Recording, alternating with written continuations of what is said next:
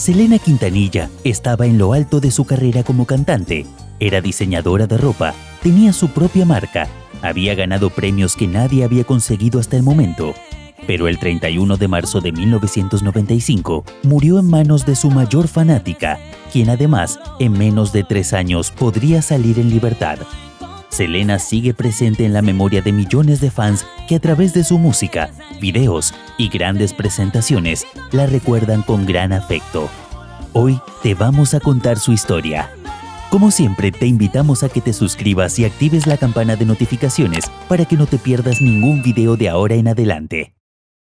Selena Quintanilla nació un 16 de abril de 1971 en Lake Jackson, Texas. Su ascendencia mexicana y cherokee abrazaron a la futura estrella. Hija de Abraham y Marcela Zamora, con el tiempo fusionó las culturas mexicana y estadounidense. A sus 9 años, su padre descubrió el talento que su hija tenía para cantar y decidió formar una banda con sus otros hijos, A.B. como bajista, Suzette como baterista y Selena como vocalista.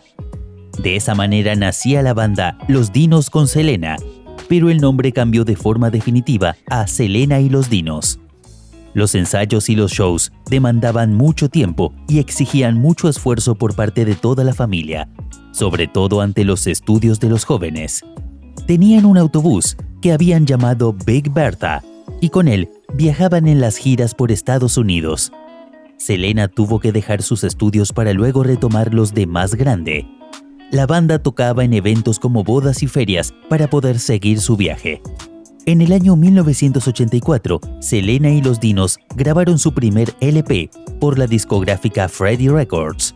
Selena, que solo cantaba canciones en inglés, aprovechó ese momento para grabar canciones del género Tex-Mex en español. No dominaba este idioma a la perfección, pero lo logró aprender y así amplió su público.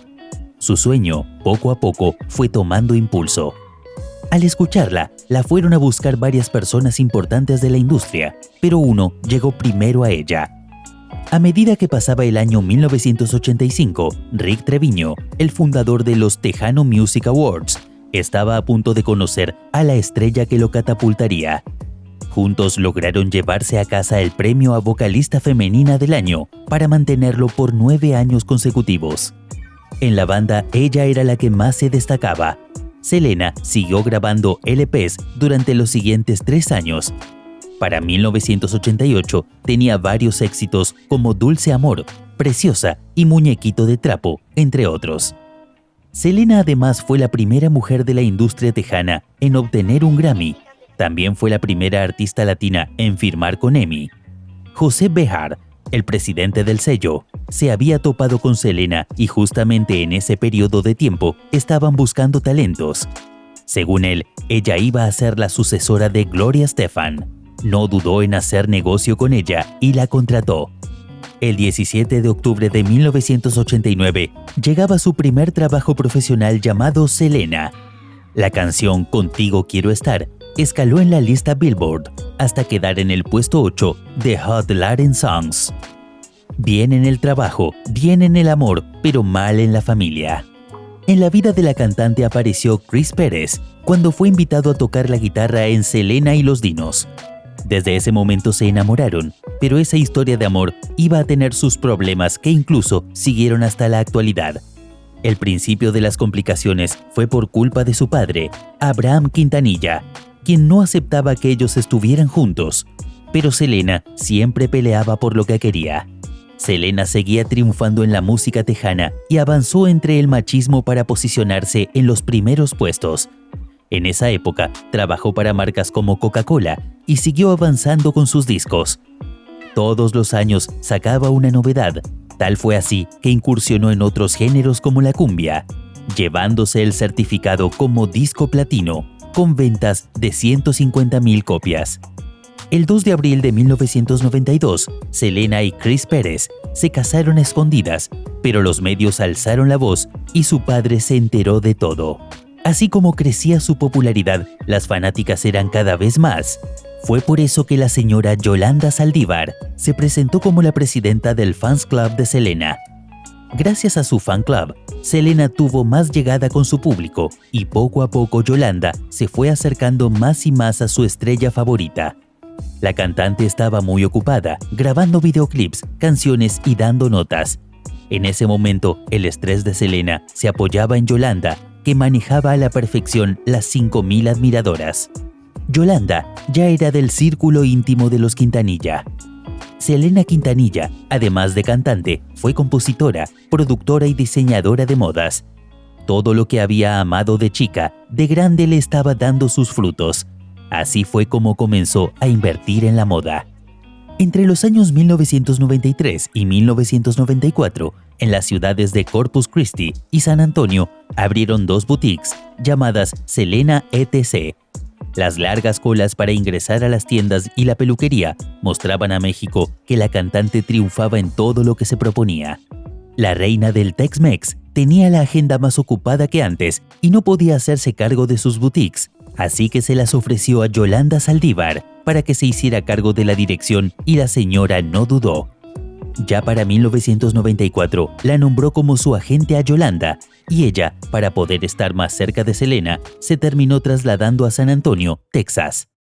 En ese mismo año, Selena sacó otro disco, Amor Prohibido, que fue uno de los álbumes más vendidos en los Estados Unidos, con 1.246.000 copias. Pero todo lo que estaba visiblemente acomodado iba a complicarse un poco más. Yolanda Saldívar tenía a su disposición fondos y el manejo de las boutiques. Todo lo que tuviese que ver con los negocios, los locales y las decisiones con los empleados pasaba por sus manos. Al parecer, Yolanda usó la tarjeta corporativa para alquilar coches, comprar celulares personales y comer en lugares de lujo. A su vez, los empleados que tenía a cargo comentaron que la señora era muy cruel cuando la cantante no estaba presente. Llegaron a decir enfrente de Selena que Saldívar era una persona hipócrita e inestable, pero no tomó ninguna medida en su contra. La gota que rebalsó el vaso fue cuando le llegó una cuenta negativa de $60,000 proveniente del negocio de las tiendas. A inicios de 1995, Selena, su padre, su hermana Suzette y Saldívar se reunieron para que les comentase qué estaba pasando con el dinero, pero la señora negó todo.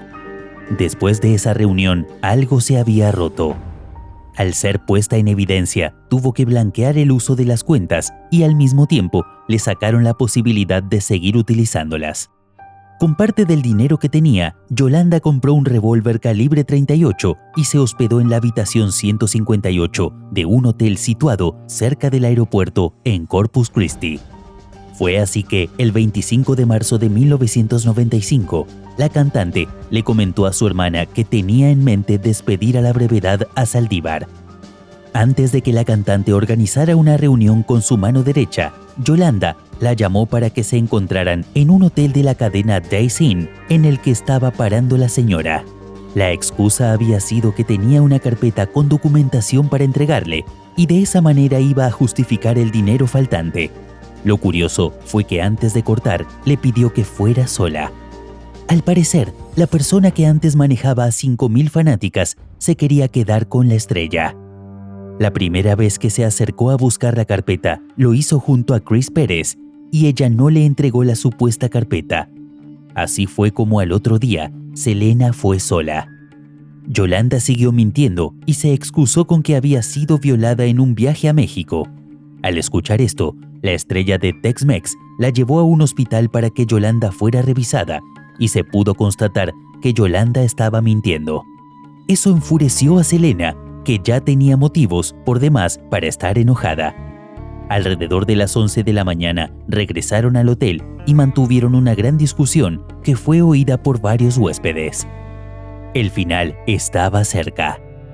El 31 de marzo de 1995, a las 11:48, Yolanda Saldívar sacó un revólver Taurus 85 calibre 38 y apuntó a Selena, quien intentó escapar, pero Yolanda disparó antes a su hombro derecho, atravesando una arteria que le haría perder muchísima sangre. Selena salió hacia el vestíbulo del hotel y se desmayó. Por detrás, Saldívar le gritaba insultos. Con su último respiro, dejó en claro que le había disparado Yolanda. Selena fue llevada al Memorial Medical Center. La información de ingreso mostraba que tenía muerte cerebral. Estuvieron 1 hora en tratamiento de RCP, pero no la pudieron salvar. Cuando la policía llegó al hotel, encontraron a Yolanda dentro de su camioneta, apuntándose a la sien y gritando: «No puedo creer que haya matado a mi mejor amiga». Estuvo casi 10 horas en esa situación de tensión hasta que finalmente la detuvieron. El funeral de Selena Quintanilla fue masivo y nadie podía creer que realmente estuviera muerta. En 1996, Abraham Quintanilla y Chris Pérez, el joven viudo, contaron que los bienes habían sido divididos un 50% para la familia y el otro para su marido. Sin embargo, Chris luego le cedió a su suegro los derechos del nombre, voz, fotografías e historia de vida de la cantante, algo que a la larga lo perjudicó enormemente. En 2012, Pérez publicó un libro autobiográfico titulado To Selena with Love. Así dejó en claro todos los detalles que la familia realizó en contra de su pareja para que vivan un infierno. Ante ese movimiento del viudo, Abraham Quintanilla lo demandó por no cumplir con lo que había cedido anteriormente. Chris, a los pocos meses de la muerte de su hija, lo hizo firmar un acuerdo donde le cedía todos los derechos como el nombre, la voz e imagen de la cantante. Lo último que se supo de Yolanda fue gracias al fiscal principal del caso. Yolanda quería matarla porque Selena iba a despedirla. Ella no existiría si no hubiera estado con Selena, y si no trabajaba para Selena, no quería trabajar para nadie. Yolanda siempre se aseguró de declarar que fue accidental y no había tenido la intención de matar a nadie. Fue condenada a cadena perpetua sin la posibilidad de libertad condicional hasta marzo de 2025, y el hecho fue caratulado por el tribunal como asesinato en primer grado. Las fanáticas de Selena la tienen amenazada de muerte y justamente en unos años va a salir en libertad. Habría que ver si ella se animará a salir a la calle, donde miles de fans de Selena la esperarán hambrientas para hacerle pagar la muerte de la reina del Tex-Mex. La reina del Tex-Mex dejó alrededor de 13 canciones grabadas antes de su asesinato a manos de Yolanda Saldívar, las cuales fueron recuperadas y arregladas por su hermano A.B. Quintanilla. Su vida fue llevada a la pantalla grande por Jennifer López en 1997 y hace poco se estrenó en Netflix Selena, la serie, una versión autorizada de la vida de la cantante. Los hermanos de la cantante fueron productores de la serie, entregando todos los datos necesarios para hacerla lo más realista posible. Hoy Selena Quintanilla está en el corazón de México y todos sus fanáticos hispanohablantes. En breve habrá novedades con la salida de su asesina. ¿Ustedes qué creen que va a pasar? Y hasta acá el video de hoy. Esperamos que te haya gustado. Si fue así, dale like y suscríbete a este canal para ver más contenido como este, y no olvides activar la campanita de notificaciones para que no te pierdas ninguno de nuestros próximos videos. Esto es De Fama.